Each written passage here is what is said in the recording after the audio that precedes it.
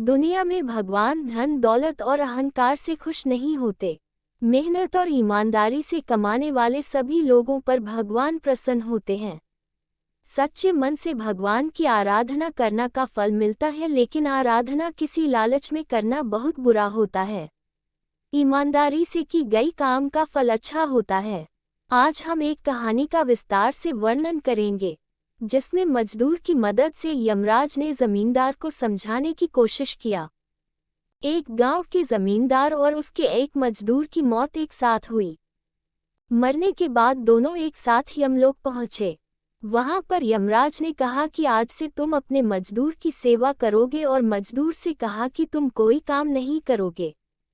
जमींदार को बहुत अटपटा लगा कि धरती पर तो इसका उल्टा होता था।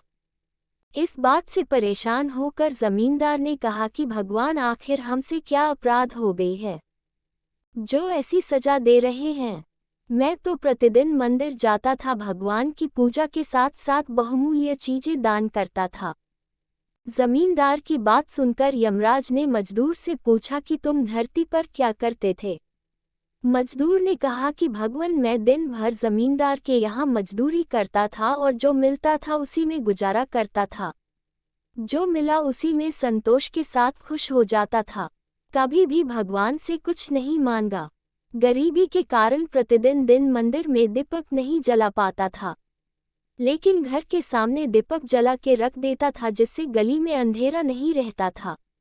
आने जाने वालों को सुविधा होती थी। मजदूर की बात सुनकर यमराज ने जमींदार से कहा कि सुन लिया मजदूर के पुण्य काम।